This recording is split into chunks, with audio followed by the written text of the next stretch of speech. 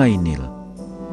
Mesir, dengan 3000 tahun sejarahnya, merupakan salah satu peradaban tertua di dunia dan didirikan di tepi Sungai Nil di daerah yang kala itu dikenal sebagai Mesir Bawah.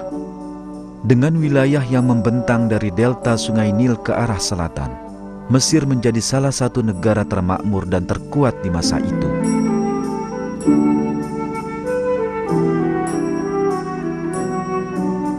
Bangsa Mesir memiliki pengetahuan maju dalam bidang matematika, astronomi, arsitektur, dan seni.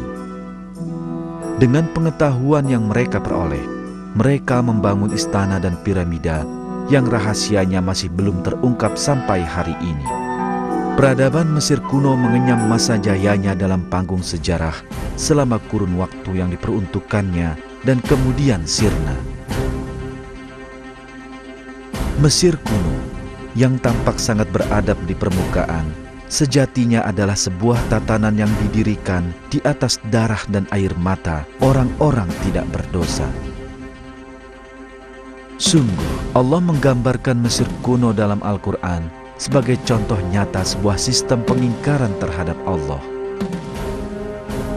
Dalam salah satu ayat Al-Quran, salah seorang penguasa Mesir yang kejam, Fir'aun, menyatakan ketuhanannya dalam kata-katanya sendiri. Hai kaumku, bukankah kerajaan Mesir ini kepunyaanku, dan bukankah sungai-sungai ini mengalir di bawahku? Maka apakah kamu tidak melihatnya? Bangsa Mesir menyembah berhala yang mereka buat dengan tangan mereka sendiri dan mengharapkan berkah dari patung-patung ini. Salah satu penyimpangan utama dalam sistem pengingkaran ini adalah para raja yang menganggap diri mereka sendiri sebagai Tuhan.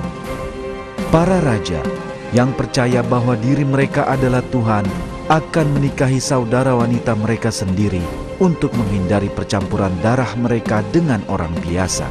Mereka akan memaksakan titah ketuhanan yang mereka putuskan menurut nafsu dan keinginan duniawi mereka sendiri pada orang-orang di sekitar mereka dan menghabisi siapapun yang melawan perintah mereka. Raja-raja ini adalah para Fir'aun yang memerintah peradaban Mesir selama ratusan tahun. Begitu besar kekuasaan para Fir'aun atas bangsa Mesir sehingga setiap orang tunduk kepada mereka. Raja-raja ini adalah pemerintah, pemilik dan pengatur seluruh negeri, wilayah negara, dan Sungai Nil. Semua bentuk produksi di negeri itu disimpan dengan pengawasan ketat dan dipersembahkan kepada sang Fir'aun. Fir'aun pada gilirannya menikmatinya dengan sangat tidak adil untuk kepentingan kalangan yang terdekat dengannya. Orang-orang selain orang Mesir tidak memiliki hak hidup atau berbicara. Sebagai akibat ketidakadilan yang disebabkan kekuasaan dan pemerintahan para Fir'aun yang tidak berpendirian, budak-budak yang bukan orang Mesir mengalami penindasan terberat. Pemerintahan kerajaan dan perbudakan telah ada pada semua peradaban dalam sejarah. Tapi pedihnya penderitaan budak-budak di Mesir belum pernah terjadi dalam peradaban lain manapun. Setiap Fir'aun dalam sejarah Mesir kuno memiliki kuil-kuil dan kota-kota yang dibangun untuk menunjukkan kekuasaan dan kekayaannya. Beribu-ribu budak dipekerjakan dengan kejam hingga tewas dalam pembangunan kota-kota ini. Mereka tidak berhak untuk beristirahat. Budak-budak tidak pernah dianggap sebagai bagian bangsa Mesir. Mereka tidak mendapat hak hidup dan kebebasan berbicara. Sementara orang Mesir hidup dalam kecukupan dan kemewahan.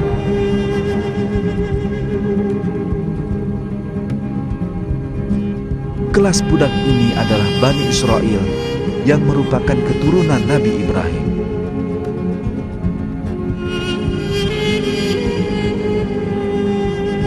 Menurut ayat-ayat Al-Quran, orang Mesir memperbudak dan menindas Bani Israel untuk mempertahankan terus berlangsungnya sistem perbudakan.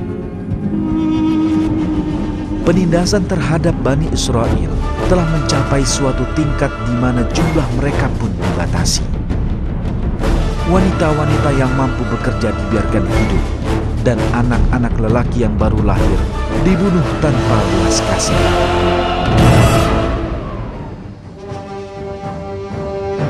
Allah menggambarkan keadaan ini dalam salah satu ayat yang ditujukan pada Bani Israel.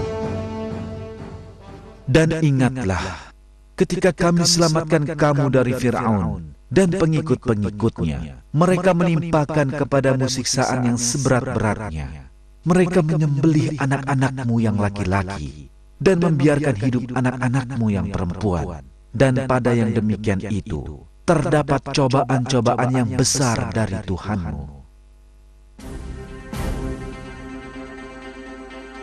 Dalam keadaan seperti itulah Allah mengirim seorang Rasul yang akan memerangi penindasan dan kekejaman ini, mengingatkan manusia untuk menuju jalan kebenaran dan membebaskan Bani Israel dari perbudakan.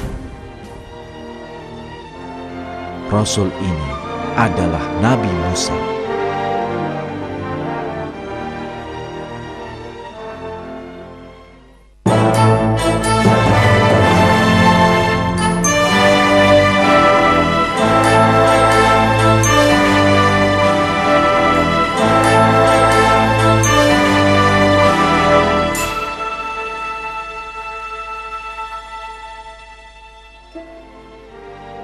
Nabi Musa dilahirkan dari sebuah keluarga Bani Israel yang diperbudak. Ibunya khawatir anak laki-lakinya akan dibunuh oleh tentara Fir'aun. Kekhawatiran ini berlanjut sampai ia menerima ilham dari Allah. Allah mengilhamkan kepada ibu Nabi Musa apa yang harus dilakukannya. Sebelum orang-orang suruhan Fir'aun berkesempatan membunuh bayi ini, ibu Nabi Musa meletakkannya di dalam sebuah peti dan menghanyutkannya di sungai Nil. Aliran sungai membawa Nabi Musa menuju istana Fir'aun. Maka dipungutlah ia oleh keluarga Fir'aun, yang akibatnya dia menjadi musuh dan kesedihan bagi mereka. Sesungguhnya Fir'aun dan Haman beserta tentaranya adalah orang-orang yang bersalah. Dan berkatalah istri Fir'aun, "Ia penyejuk mata hati bagiku dan bagimu. Janganlah kamu membunuhnya. Mudah-mudahan ia bermanfaat kepada kita, atau kita ambil ia menjadi anak." Sedang mereka tiada menyadari. Demikianlah, sesuai takdir yang telah Allah tetapkan, Fir'aun dan keluarganya menyelamatkan Nabi Musa dari sungai dan mengangkatnya sebagai anak. Nabi Musa mulai dibesarkan sebagai seorang bangsawan Mesir di istana Fir'aun.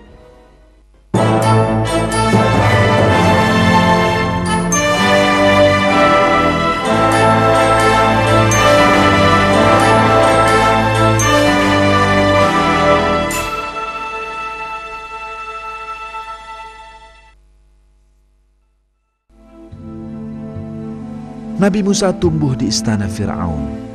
Ia mencapai dewasa dan Allah memberinya pengetahuan dan kebijaksanaan. Kejadian yang menjadi titik balik dalam hidupnya adalah sebuah perkelahian yang melibatkannya. Dalam perkelahian ini, Nabi Musa membela seorang pria dari kaumnya tanpa menyelidiki siapa yang berada di pihak yang benar. Walaupun ia tidak berniat membunuhnya, lelaki yang satunya meninggal karena pukulannya. Nabi Musa menyadari ia telah membuat kesalahan dan bertaubat, berlindung kepada Allah. Ia memohon ampunan Allah atas dosa yang telah diperbuatnya. Ia berjanji tidak akan membela orang yang berbuat dosa di masa mendatang.